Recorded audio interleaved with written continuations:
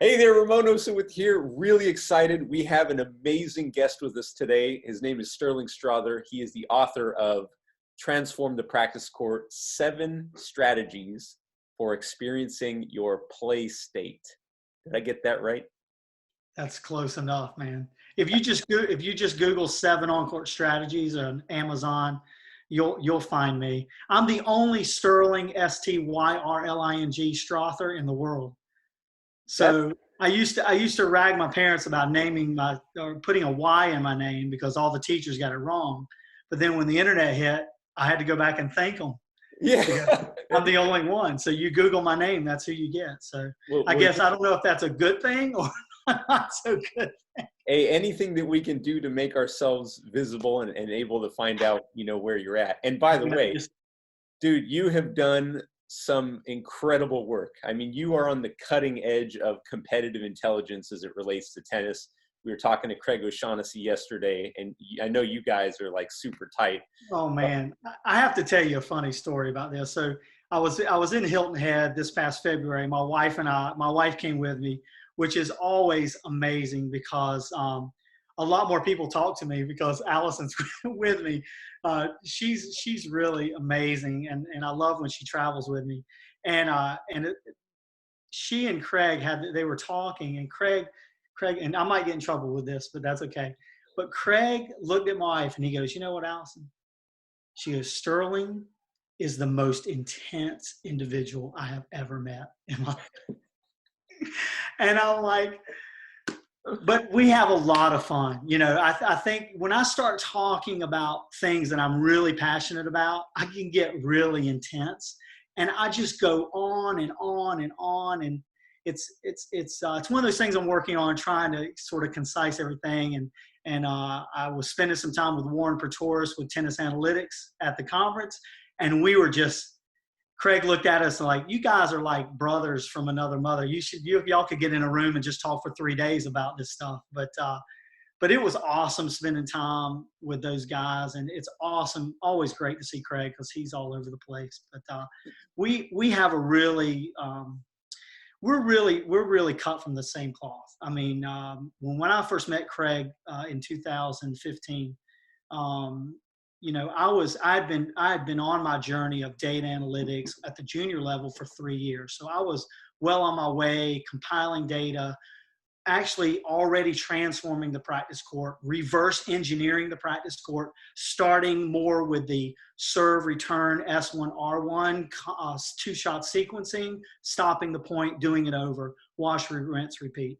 And so when I met Craig, he was really taken back that there was someone at the junior level so intensely investigating it and doing it with, I was doing it with my high school teams as a private high school. And we had some really good players. And then we had players that, they were fine. But it's funny, the numbers work at all levels.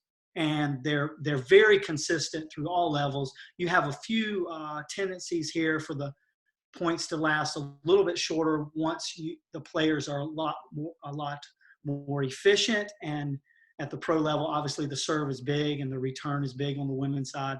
But when you count everything equal, when you have 2 players that are about the same level, the numbers hold across the board: 60 to 70% 0 to 4, 20 to 30% 5 to 8 shots, and then 10 to 15% +9. So man, I'm just like thick in it. For me, the data is important because I've taken it and developed games and point scenarios that really attack the mental and emotional part of the play, right? That's so important to me. So I'll shut up because I could go on forever, but let's stick to the. No, I love this, man. Your passion it just jumps off the screen, and we got to be doing this like every week because I'm all for it because it's amazing. Like, it's amazing how many coaches I've talked to, and they go, "Styrling, I get the data, right? They may be skeptical, they may have accepted it, but they can all mentally ascend," is the word I use, to the data being correct, right? Because if you're a coach and you go out and you just watch a tennis match and just count the number of successful hits over the net for every single point. And I actually have an app that does it for you. So, you can just plug it in and then it produces all these great charts to give you this information that you can actually ask a better question to your player come practice time next, right? After the weekend or whatever. But if you just do it for a little while, you'll understand that, no one's trying to pull the wool over someone's eye and say, this is not happening. There's ways to look at it that some are beneficial and some can get you in trouble. Like first strike, it doesn't automatically mean offensive or attacking.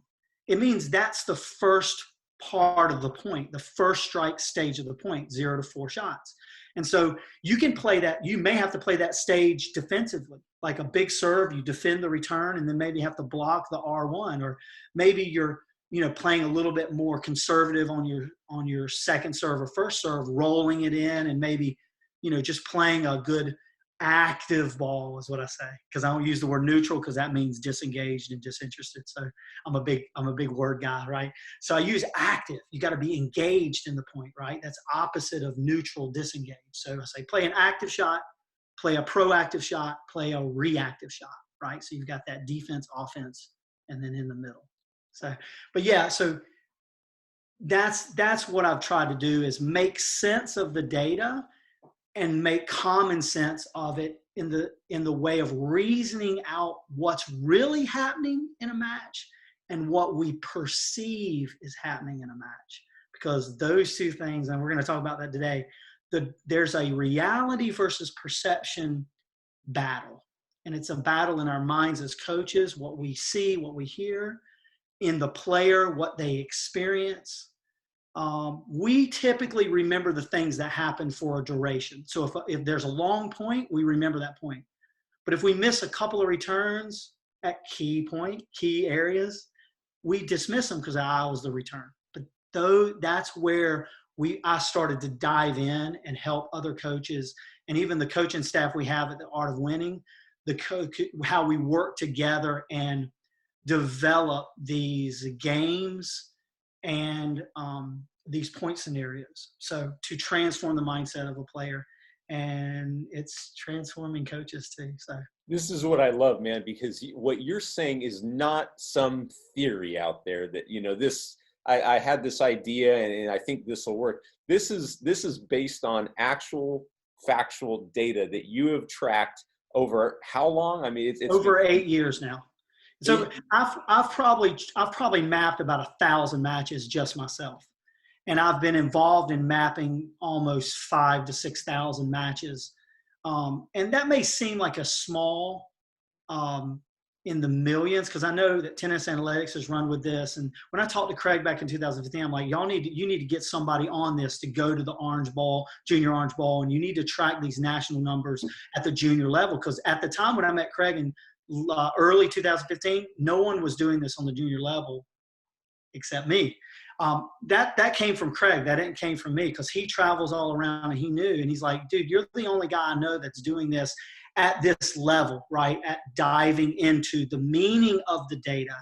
So obviously there's always tendencies of a coach and a philosophy. But see, if your philosophy is based on this sort of elusive concept, like I've been dealing with momentum for the past few years, and momentum is typically a feeling. I feel momentum coming toward my way, and I have it now, or it's going away from me. And so momentum is more of a metaphysical concept, right? It's in the mind, it's in the heart. But what I did a few years ago is wanted to quantify momentum by using a mechanism of counting. So how many points did you win in a row? Did you win 2 in a row? Did you win 3 in a row? Did you win 4 in a row, 5 in a row, 6? But what I've done is break it down to, did you win 2 points in a row? Can you win 3 points in a row? And then we restart the momentum score back to 0-0 once you've won 3 in a row. And there we can get into the reasons for that. But 2 and 3 are the most important numbers in tennis. The number 2 shows up everywhere, right? You got to win by 2. You only need 2 points to create a separation in the game, so you can trade points and still win the game.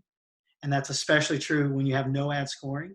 But that's the idea, is using the numbers and building a rock solid, reasonable plan of action that a player can take to increase their percentage of winning the point, right? And so it's not that every point you play, there's a 50-50 chance you're going to win the point. That would just be using math. What I've tried to use is more of a psychological statistic. So, example, it's much harder to win 3 points in a row than to win just one. So if you've won 3 points in a row, my chances of winning the next point is higher than you winning 4 points in a row, because there's a psychological play in the brain that goes on, right? What are you thinking, Ramon, when you're up 40-love, 3 points in a row?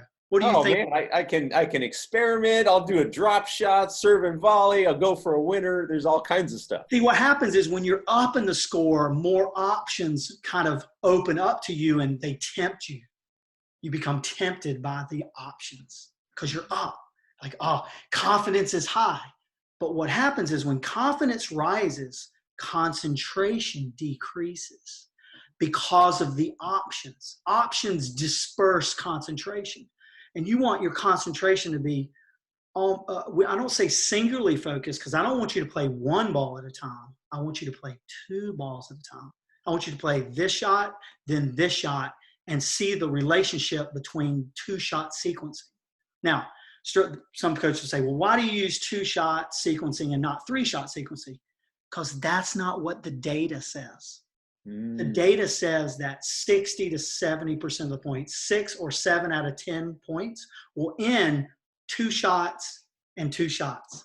So 1, 2, 3, 4 shots or less. That's 2 shots, 2 shots. Then the next percentage of points that end are 5 to 8 shots. That's another 2 plus 2. So I say 2 plus 2, although it equals 4, it actually equals 90% of the points you're going to play.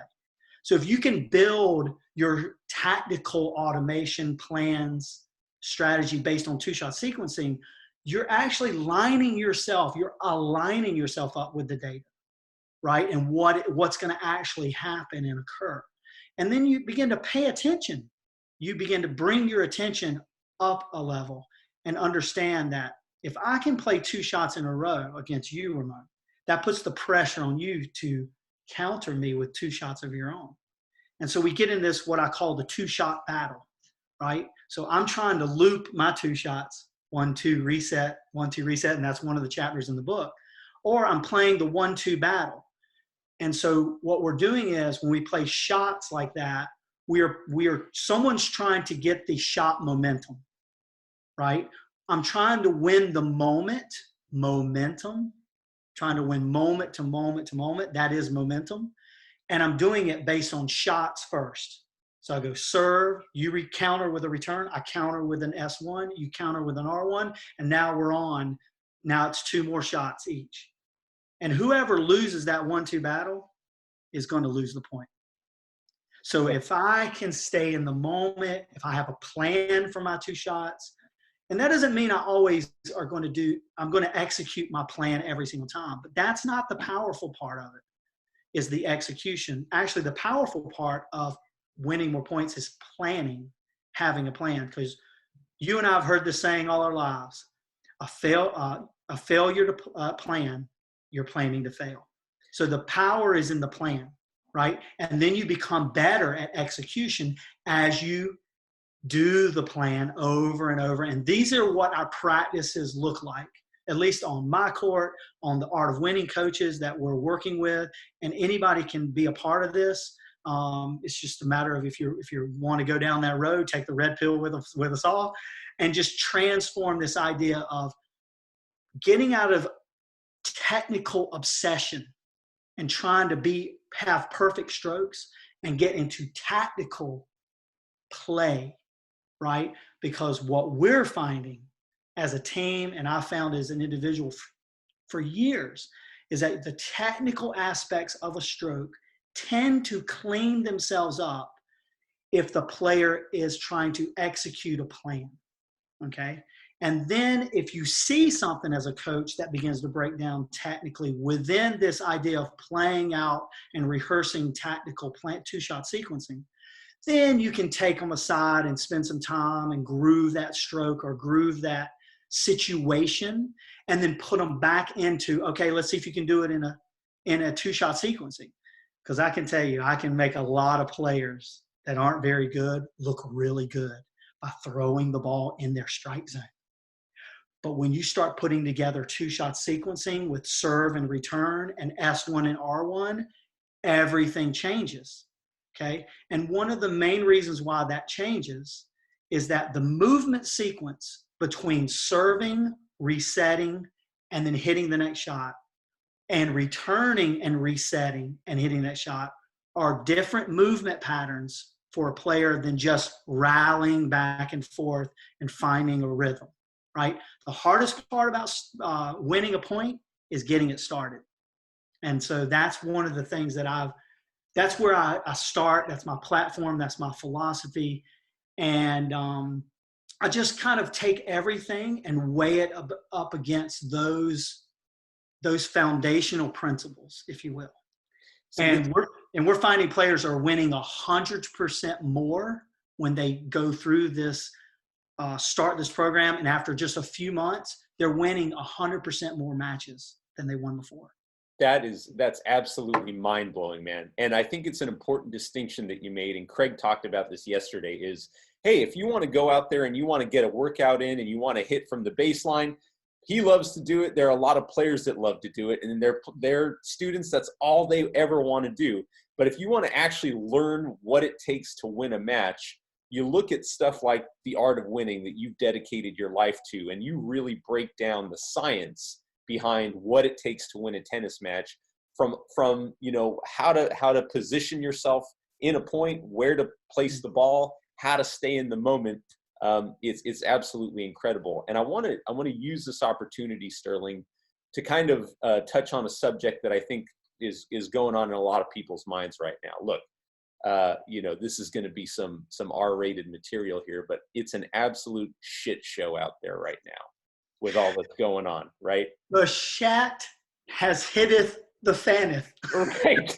So, and I know there are a lot of tennis pros out there. Look, they're scared. They're sitting at home right now. They're not teaching. They're not doing what they love. Nobody knows when this thing is going to end. And everyone's kind of looking to themselves and saying, what are we going to do? And one of the things that has been a common sort of thread across all the brilliant minds that I've gotten to interview over the past week or so is we're looking for ways that we can help our players during this time. And obviously what you're teaching is in an ideal world, you're on the court with your player and you're talking through this in between sets of whatever that you're doing at that moment. Mm-hmm. But what would you say to coaches right now that are looking for ways for them to help their players during this time? Well, let me start this by addressing what you just said, Craig. Talks about what people like to do. People like to go out and they like to hit and they like to get in a rhythm. They like to get in what's called a flow state or a play state, right? And I get that. I totally get that. What I found is that you can actually build that same mindset by doing this two-shot sequencing, right? You can find flow in serve and S1, return in R1. You can find that flow, right? And so I think that, yes, although, I think the first thing we can do as coaches is transform and renew our mindset, right? I'm going to say something, and I can prove it with the data that's out there on YouTube. We are obsessed with technique when it comes to coaching tennis. We're upset. We have just dedicated our lives with teaching technique, right? And you can go on YouTube and find hundreds and thousands of videos on how to have a better forehand backhand. That's not going to transform your mind and your emotion, right? And so you have programs that are mental, emotional programs. Oh, I need to listen to visualization tapes, right? And that's great. But the thing about it is you've got to take your awareness of where you are mentally and emotionally and what you're dealing with and the demons you deal with and the good stuff, but you have to merge it with action on the court. So I would say this, that first, if you're a coach and you haven't been merging the awareness and the techniques of mental and emotional mindset training, if you haven't merged that with your training on court with action, that's the first place to start, right? Because you're much more than a technical machine trying to teach someone to be a technical machine, right? You're more of helping a player understand how to deal with pressure, right? I say negotiate with the pressure instead of trying to make it go away. It's not going to go away, right? So negotiate with the pressure. What can you turn it into? How can you use it to your advantage? Is it a privilege to you to be pressured, or is it not? And so helping players understand, and you can do this over Skype calls like this. You can talk to your players. You can say, hey, let's talk about how do you win more points? Do you have a plan? Do you know what your plan is? Like, do you know how to start and how to play the first 4 games of a match and probe for data? Are you being a little bit more boring with your patterns? Like every time you get a forehand, play it cross, or a backhand, you play it cross, and do that for a few games and see how your opponent responds and then react to that. So these types of discussions you can have them while you're not on court. And then you can kind of develop a plan with that player of here's what we're going to do. Here's where we're going to start when we go back on court, right? And so you're making them in this, you spend this time, you're becoming more aware of how do you bridge coaching mental, emotional on court. And like I said, if you're obsessed with technique, you're not going to see how you can merge together because you're blinded by the fact you believe that better technique will help you win more matches. And I'm telling you that it won't, that it will absolutely not. Because 80% of the match time is not even hitting a ball. You're going back from point, you're going between points, between point rituals. What are you thinking? Where are you going to go? Do you know the momentum score? Like how many points have you just won in a row? If you've won 2 or 3 points in a row, you need to play a smarter pattern coming up in the next 2 shots because 60 to 70% are going to end there anyway. And you've won multiple points, so your chance of winning another point in a row on top of that is it's lower because your confidence is high and your concentration is low. So you have to use something to concentrate because you can't use the score. When we're down in the score, we win twice as many points. Why is that? Why do people come back when they're down? Okay, we see it in football, basketball, a lot in basketball because there's a big, faster momentum swing, just like tennis. Tennis is a fast momentum swing, and we can get into that later. But it's because of the game score.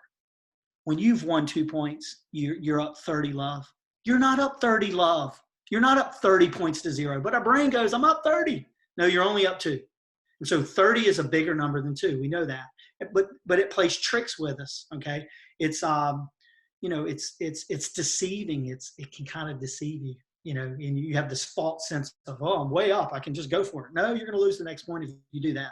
Because trying to hit winners is unsustainable, or trying to come out of your skill set is unsustainable. So talking with players about what is your skill set? We're going to go back on court. We're going to start in your skill set. We're going to work on talking through the mental and emotional. What are you thinking? How are you dealing with this fact that you're down or up? And then looking at the data and going, okay, so I've been on a mission to get out, these psychological statistics, right? So I'll throw a couple out to you. If you've won 2 points in a row, the chances of you winning 3 points in a row is about 30%. Okay. You have a 70% chance of losing the next point. And that's based on psychology, the psychological element of being up and down in the score and what you're thinking. You can test this with your players. Don't take Styrling's word for it, right? I know I've tested it, right? And so I know that where it is, right? So on the opposite of that, if you're down 2 points in a row, you've lost 2 points in a row, you have a 70% chance of winning the next point, right? So you still have to play smart, but the odds are forever for you, right? Because it's just a matter of winning points in a row. And we know it's very difficult to win 6 or 7 or 8 points in a row. And if someone's doing it, they're what we call treeing. They're out of their mind. They're playing unconscious, right? They're in a flow state. But be sure you will come out of that flow state pretty quickly. And here's how it happens. When you realize you're in a flow state, now you're out. When you realize you're playing like amazing, you're done. You're not anymore. Because the mere definition of flow state is playing and performing at your very best. Well, what does that mean? That means you're not consciously thinking about it. You're more subconsciously in the moment, right? And you're in that flow, right? And you'll hear some athletes say, well, how did you win that? How did you just blow it out? How did you play so amazing? And they're like, I don't even know, right? They don't know because they weren't consciously actively doing it. Now, so there's the reason why we develop a plan is so we can do it and then automate. When we begin to automate our plans, it becomes subconscious. These are all the things we can grow in as coaches on this downtime. We can start, pick up the phone, send me a message. Let's start talking about these things. But, instead of, I think that, I'm just going to say this, I think we could have handled this situation a little bit more creatively, right? I've got a can of tennis ball for this player, a can of tennis balls for this player, a can of tennis balls for this player. And we're actually doing some privates, and we're trying to do as much as we can to make sure that we don't share balls and things like that. So, and I'm in a unique situation because I set myself up like that. I'm more of a, I have some private courts, and, it's easier for me to handle that situation. And my heart goes out to these clubs that have had to close and shut down because they have bigger memberships and they have bigger, and that's a whole nother solution that, you can pick my brain about it, but I probably am not the person to talk to about that. But I can say that you can renew your mind as a coach, set up a plan for the coming future, because I think we're going to get out of this.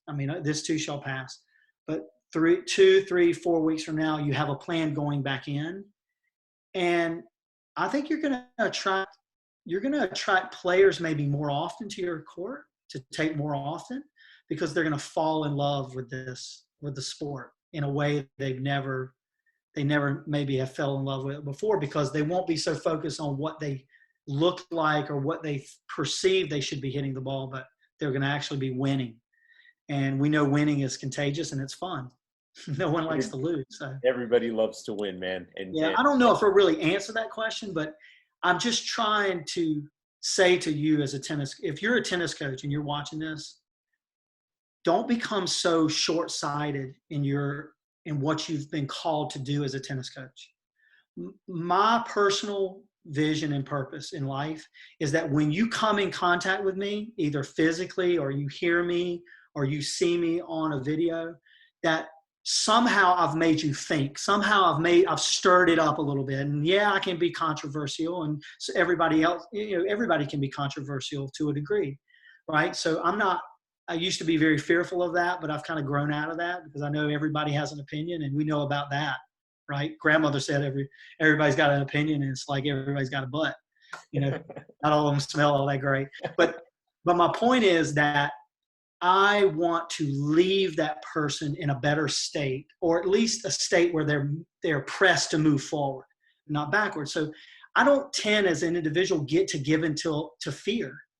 I try to grab hold of faith, and have faith that things are going to be better. And I try to be very diligent about how I treat people and talk to people and live my own life and try to eat healthy and keep my immune system high, and I know it's harder for other people because they are dealing with maybe immune deficiencies. And I have some kids that have those, and they've just said, we can't come out. And I totally respect that. And, but I just think that, you've got to, if we use reason, we can work things out. If our society is driven by fear, and our coaching industry is driven by fear because we're so we've kind of hedged ourselves into a corner, right? So if you're just only technical, then it's very hard to teach someone technique over this video. Okay. I know there's a lot of hits on those videos, but if we went and measured, like, if people were really getting better, it's probably not the case, because that's really not how we learn to play this game. I mean, it's a difficult game. It's not that easy, right? There's, especially when there's a move, there's eyes, then there's feet, then there's hands. It's a triple coordination sport, right? And if you're not moving and you're just using your hand and your eye, oh, it's a little bit easier. But then when you start talking about different speeds, height, spin, and direction of the ball, man, I mean, it's more like, this is you've got to be face to face to really help a player deal with these issues. But I can tell you that we've got to learn how to merge the mental and emotional training with the on-court training. And we can do some off the court, but to me, the way we are transformed as better players is we got to be on the court. And so that's why this is a very difficult time. Absolutely. Absolutely, man. And I know just people are watching this right now. Light bulbs are going off like crazy, because there's just a fundamental truth to what you've just said. And I think everybody, if they think about it, understands that. And you and Dan Travis have created a mind-blowing movement, the art of winning. And I've been fortunate enough to go through pretty much all of your courses. And I know for me, it has transformed my ability to help my players as a coach tremendously. And I know I'm just scratching the surface. How can players and coaches check out the art of winning, and how can they do that? Well, we have, the website is artandscienceofwinning.com. Or they can contact me through social media, and I'm on Facebook. I have my website. My website is transformpracticecourt.com. Send me an email through that. You can get in touch with Dan, and we work hand in hand in developing all of these things. We all have our kind of niches, right? I'm the creative mindset and the director and designer of a lot of these games and scenarios. So that's kind of where I land. Dan and I, it's amazing. I met Dan about a year and a half ago, and we're able to kind of play off each other. We shoot an idea out there, and he thinks about it and kind of writes some things up, and then he comes back and he goes, well, what about this? And I go, yeah, that's a good track to get on. And so that's why we're developing together. And even other coaches that have come in, we started talking with you and working with you, and you've really inspired us to really like break things down, because there is a lot there, right? And you can't, like you said, I'm going to use your quote, you can't put too much wood on the fire, because it just burns out, right? It's too much for the flame, right? So it's really cool how we're able to work together. But I think the thing you just said there is very important, the creative mindset, right? When we become very stagnant and routine and every day's the same, and I hate that same old, same old. When people ask me, how you doing? I don't say same old, same old. Because with Styrling Strother, it's not the same old, same old. Every day is new. Every day is bright. Every day is an opportunity to be a better person, be a better coach. And to me, it's beyond being just a better coach or a better player. It's about being a better human being, right? So, hey, you may be a coach and you need to go and help your family, or you need to take this time to use some other skills that you might have that you maybe kind of put on the back burner because you become obsessed with certain things about coaching. I mean, I'm talking to coaches about this all the time. And, I'm like this life coach that's just the vehicle is tennis, right?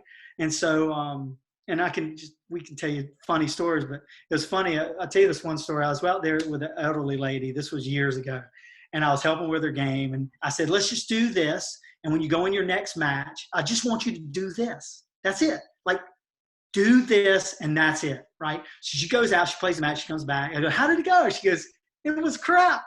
I go, what happened? She goes, well, I started out doing it, and then I don't know. I just lost it. I just started doing whatever I wanted to do or whatever. The moment came upon me. I'm like, I can tell you what's wrong, but this one's going to hurt. She goes, well, wait a minute. I go, no, I don't think I should tell you, because it might hurt.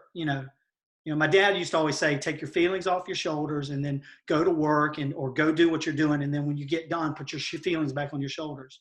right? Because no one can learn anything if their feelings are on their shoulders and I'm offended. Well, that's your problem, not mine. Like, I can't get offended unless I take offense, right? You may say something offensive, but one person doesn't take it as an offense and another person does. So what's the problem there? Is it the statement or is it how someone took it, right? Someone took offense, someone didn't. So that's the way I look at feelings and shoulders, right? But obviously you want to be loving as much as possible. So I said, no, I don't think you want to hear it. She goes, no, Strong, you got to tell me. I go, well, you have commitment issues. She goes, I think you're talking about more than just my tennis game right now. I go, but that's the problem. You weren't committed to the process, right? You were so attached to the result. I'm going to win or lose.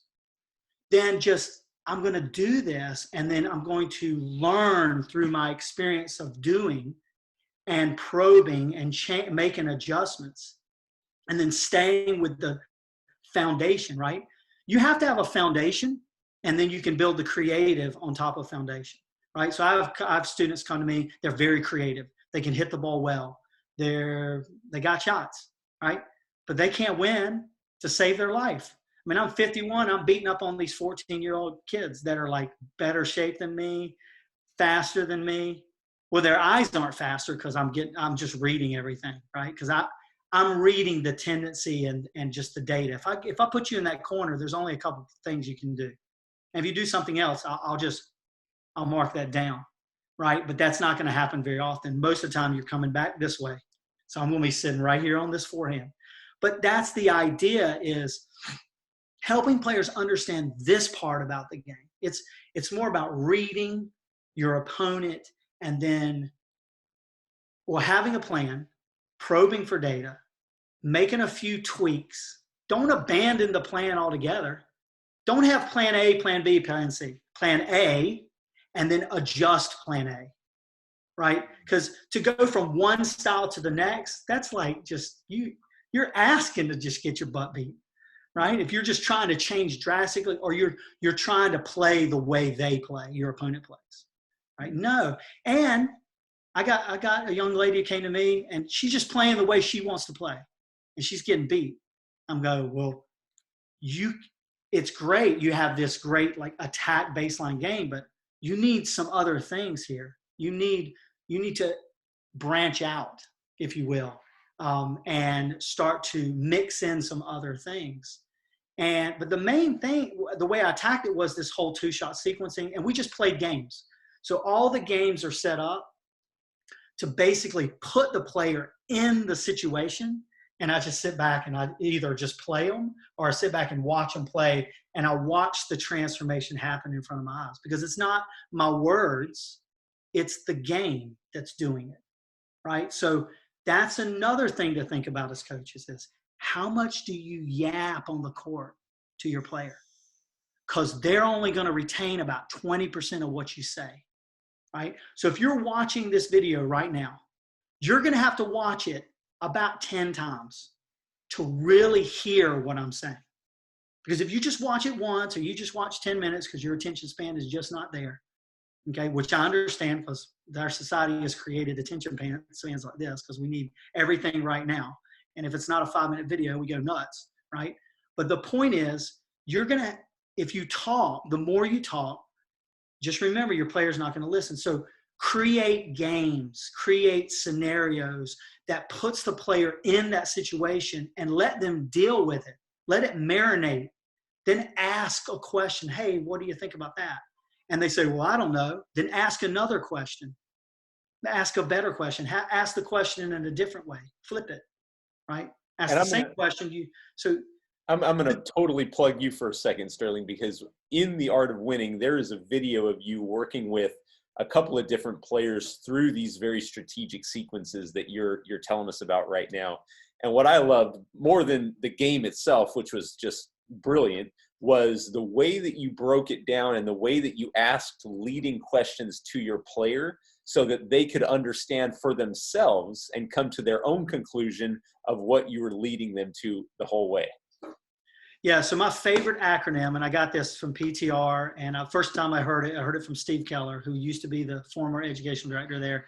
He's with the USTA now with the National Center, but he said, WAIT, W-A-I-T. Why am I talking? So before you open your mouth as a coach to your player, you need to ask yourself, you need to say, wait, why am I talking? Okay, what am I going to say? I wrote an article in the 40th edition of PTR, or 40th anniversary issue of PTR, called What Are We Telling Our Players, right? Okay, are we telling them stories about our glory days as players, ex-players? That's just not, you're still me focused. It's not about you as a coach. It's not about sharing all your glory and all your letters behind your name. It's about, can you inspire that player in front of you to be a better person, to comprehend how to win and lose and how to negotiate the difference, right? Because everybody wants to win and nobody wants to lose. But I can tell you this, until you learn to love to lose, now I know that sounds crazy, but if you think about this, I hate to lose, but I had to learn to love the idea of losing. Like, I'm going to lose. Everyone's going to lose, right? No one's going to win everything. But when you do lose, fall in love with the idea that you now have the opportunity to learn how to win that one the next time, or how to be better the next time. So it's like the word suffering. Everyone talks about the word suffering. You got to suffer. You got to suffer. Well, a lot of people are trying to avoid suffering. They don't want to suffer. But what does the word suffer really mean? It means to endure. It doesn't mean pain. And I mean, that can be a part of suffering, but that's not what the word means. It means to endure. So if I suffer you, Ramon, then I'm enduring you, right? I am embracing. Which is a win in and of itself. Oh, that's what I'm saying. So it's funny because the first title of my book was supposed to be, it originally was Love, Pressure, Win. So like love, period, pressure, period, win, period, right? Because I wanted people to understand that you've got to love the pressure in order to learn how to win. Because you have to fall in love with the concept of what is pressure and how does it change. And so now I just talk about negotiating. I go into negotiation with the pressure. Okay, if the pressure is here, then I've got to do this.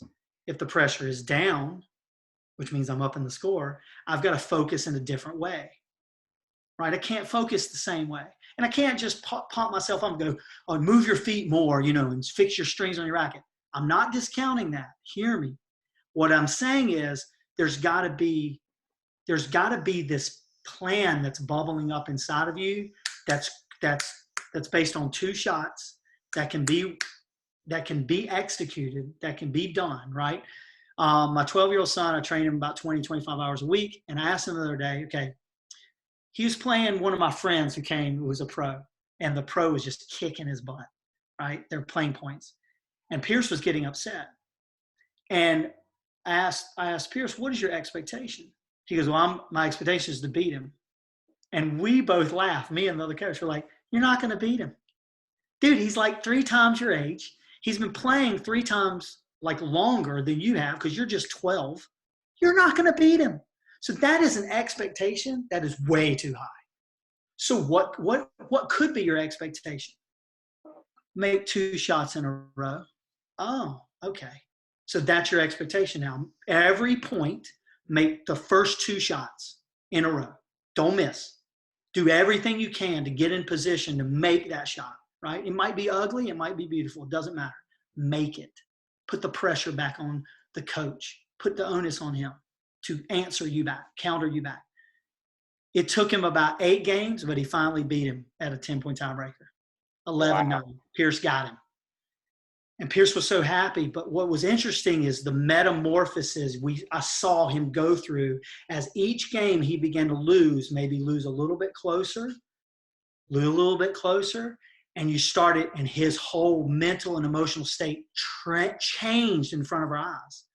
And I wasn't talking like, yeah, you need to stop that. You need to think positively, blah, blah, blah, right? When you stop making yourself look like a fool. No, make 2 shots in a row. Have that expectation. be satisfied with that expectation, right? And then use it as a building block to get to the next expectation. Maybe the next one is make 2 shots in a row. That's a pattern that you've already picked out. Like, do everything you can to hit it there and then hit the next one there, no matter what you get. Could be a forehand down the line, could be a backhand cross, but you got to go there and there, right? So you build. That's what the art of winning is about. It's about starting here, and then we help you build things on top of things, and you build ideas upon ideas, plans upon plans, and then you get to that point where now you start to, you know how to integrate it all together. And a lot of it becomes more automatic. You're not actually consciously thinking because you've done it so much. It's like driving a car, right? When you drive down the road, are you thinking how much pressure that big toe is putting on the gas pedal, right? How much? What's the degree of turn you need to make that turn? When do you need to turn? What's the timing? What's the rhythm of driving? You're listening to the radio and you're just driving. Why? Because when you first start out driving, you're like 10 and 2. Check all my mirrors. Oh my God, I can't get a hold of this gas pedal. Oh, my brake, I'm throwing myself through the windshield. Yeah, because when you first start something, there's a learning curve and you stumble and you fall and but babies are getting up and they keep walking.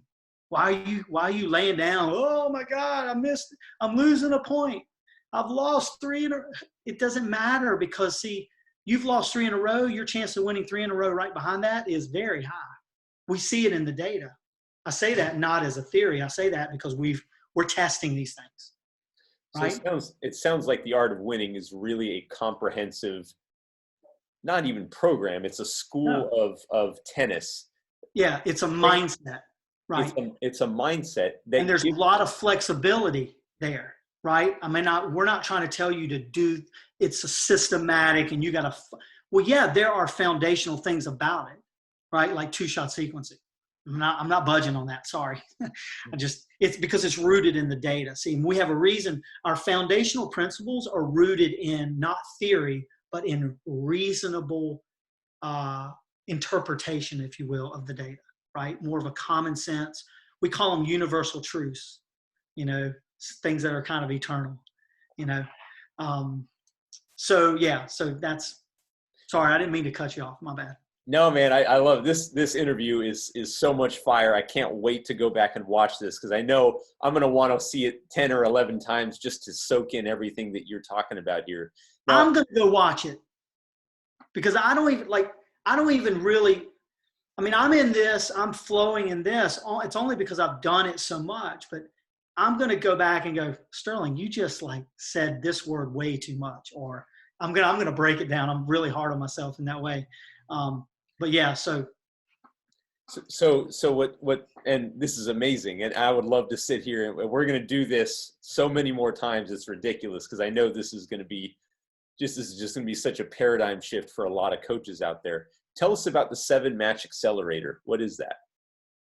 I have no idea what you're talking about. All right, we're going to edit that part out. No. So Dan is putting this stuff together sort of in a way that can be consumed and that it's easier to consume, right? You tell me about the 7 Match Accelerator because you know what I'm talking about. Okay, so the 7 Match Accelerator, from what I've heard from Dan Travis, who is your partner, is an incredible resource for tennis coaches who want to start to learn some of these principles about the art of winning that you say, and I have experienced, will produce a 100% win rate increase in a player's game, which is just an enormous, bold claim. And I love that. So if you want the 7 Match Accelerator, we're going to leave a link down below here. It's absolutely free for you to check out.